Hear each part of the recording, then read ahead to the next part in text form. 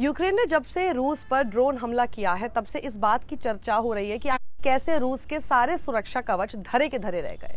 आखिर कैसे यूक्रेन ने इस पूरे हमले को अंजाम दिया और इस ड्रोन हमले के बाद ऑपरेशन स्पाइडर्स वेब की चर्चा क्यों हो रही है।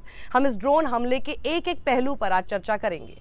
यूक्रेन का दावा है कि उसने ड्रोन हमले में रूस के 40 से अधिक बम वर्षक विमानों या बॉम्बर्स को निशाना बनाया है। यूक्रेन का रूस की वायुसेना पर अब तक का सबसे आक्रामक हमला ये माना जा रहा है और ऐसा दावा किया जा रहा है कि इस पूरे ड्रोन हमले में रूस का करीब 7 अरब डॉलर का नुकसान हुआ है। अभी तक इस ड्रोन हमले पर लेटेस्ट जो जानकारी है वो ये है कि रूस ने 5 प्रांतों में यूक्रेनी हमले की पुष्टि की है और इस ड्रोन हमले को आतंकी हरकत बताया है। वहीं दूसरी ओर यूक्रेनी जनता इसे सैन्य सफलताओं से जोड़कर देख रही है। यूक्रेन अब तक काला सागर में रूस के प्रमुख युद्धपोत मोस्कवा को डुबोने, साल 2022 में कर्च ब्रिज को तबाह करने और उसी साल सेवास्तोपोल बंदरगाह पर मिसाइल हमले को अपनी उल्लेखनीय सफलताओं में गिनाता आया है। और आइए आज हम समझते हैं कि आखिर क्या है ऑपरेशन स्पाइडर्स वेब।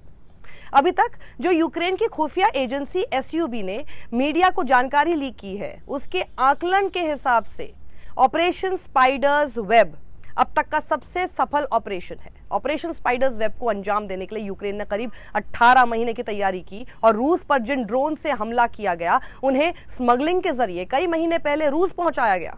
फिर ड्रोन्स को मालवाहक ट्रकों के खास कंपार्टमेंट में रखा गया और इसके बाद हजारों मील दूर अलग अलग 4 जगहों पर ले जाकर फिर से उन ड्रोन्स को नजदीकी सैन्य हवाई अड्डों पर रिमोटली लॉन्च किया गया। इसके बाद लगातार कई धमाके हुए और फिर कहा जाने लगा कि ऐसा खुफिया ऑपरेशन कभी देखा ही नहीं गया है। रूसी रक्षा मंत्रालय ने कल एक सोशल मीडिया पोस्ट के जरिए बताया कि यूक्रेन ने 5 प्रांतों में सैन्य हवाई अड्डों को निशाना बनाया था। हालांकि इसके साथ रूसी मंत्रालय ने दावा किया था कि रूस ने आइवानवा, रायजन और आमिर प्रांतों में सैन्य हवाई अड्डों पर सभी हमलों को नाकाम कर दिया। रूसी मंत्रालय ने यह भी बताया कि मिर्मंस्क और इरकुत्स्क प्रांतों में नजदीकी इलाकों से ड्रोन उड़ने के बाद कई विमानों ने आग पकड़ ली। इसमें कहा गया कि सभी आग को बुझा दिया गया और कोई नुकसान नहीं हुआ है। साथ ही यह भी दावा किया गया कि इन हमलों में शामिल कुछ लोगों को हिरासत में भी लिया गया है। आइए अब समझते हैं कि यूक्रेन ने जो रूस के ऊपर ड्रोन हमले किए उनमें से रूस के किन किन विमानों को नुकसान पहुंचने की चर्चा है।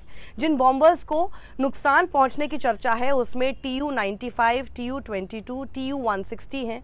अब तमाम रक्षा विशेषज्ञ दावा कर रहे हैं कि इन बॉम्बर्स को अब नहीं बनाया जा सकता है, इनको रिपेयर करना भी मुश्किल होगा और इनका रिप्लेसमेंट ढूंढना भी रूस के लिए बड़ी चुनौती होगी। तमाम रक्षा विशेषज्ञ इस बात को भी कहने लगे हैं कि यूक्रेन ने दिखा दिया है कि यूक्रेन ने अभी भी जंग के मैदान में हार नहीं मानी है। यूक्रेन के ये ड्रोन हमले रूस को चैलेंज के रूप में दिखाया जा रहा है क्योंकि रूस लगातार यूक्रेन पर हमला कर रहा था, लेकिन अब यूक्रेन ने पलटवार ड्रोन हमलों के रूप में किया और अब रूस यूक्रेन के मौजूदा तनाव के बीच 3rd वर्ल्ड वॉर का खतरा बढ़ गया है।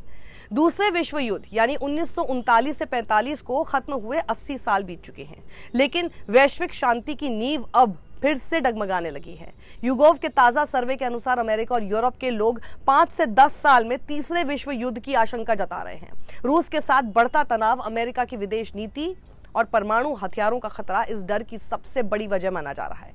सर्वे में शामिल 55% लोगों ने माना कि एक और वर्ल्ड वॉर संभव है और वहीं 76% का मानना है कि अगले वर्ल्ड वॉर में परमाणु हथियारों का इस्तेमाल होगा। लोगों को यह भी डर है कि यह दूसरे विश्व युद्ध के मुकाबले कहीं अधिक विनाशकारी होगा। यूरोप और अमेरिका में लोग अपने देशों को इस युद्ध में शामिल होने की आशंका जता रहे हैं। दूसरे विश्व युद्ध की यादें आज भी लोगों के मन में ताज़ा हैं। सर्वे में शामिल 90% लोग मानते हैं कि इस युद्ध को स्कूलों में पढ़ाया जाना चाहिए। वहीं फ्रांस के 72% लोग, जर्मनी के 70% और ब्रिटेन के 66% लोग विश्व युद्ध के बारे में अच्छी जानकारी रखते हैं, जबकि स्पेन में यह आंकड़ा केवल 40% है। 77% फ्रांसीसी और 60% जर्मन कहते हैं कि उन्हें स्कूल में पिछले विश्व युद्ध के बारे में विस्तार से पढ़ाया गया है। फिलहाल इस वीडियो में इतना ही, लेकिन पूरी अपडेट्स इस पूरे मामले से जुड़ी हुई आगे भी हम आपको देते रहेंगे। आप हमें ज़रूर सब्सक्राइब करें साक्षी जोशी को यूट्यूब पर। वहीं एक बैकअप चैनल है साक्षी 2.0, उसे भी आप सब्सक्राइब करें। कभी भी हमारे ऊपर अगर खतरे के बादल मंडराएंगे तो कम से कम एक और बैकअप चैनल हमारे पास होगा अपनी आवाज़ आपके सामने रखने के लिए। वहीं एक Razorpay का लिंक मैंने जनरेट किया हुआ है, मैं अपने हर वीडियो में इसलिए बोल रही हूँ ताकि आपको ये ना लगे कि क्या ये लिंक मेरा ही है। यस, तो Razorpay का लिंक है। अगर आप किसी भी तरह से हमारी टीम को कंट्रीब्यूट करना चाहते हैं, हमारे काम को अगर आप पसंद करते हैं तो ज़रूर कीजिए। नहीं कर सकते हैं तो भी कोई बात नहीं, my news is always free for you. और अगर आप वो सब नहीं कर सकते हैं तो प्लीज़ एक चीज़ ज़रूर कीजिएगा, जो भी हम आपके सामने वीडियोस बनाते हैं लोगों को शेयर करके ज़रूर भेजिए। सत्यमेव जयते।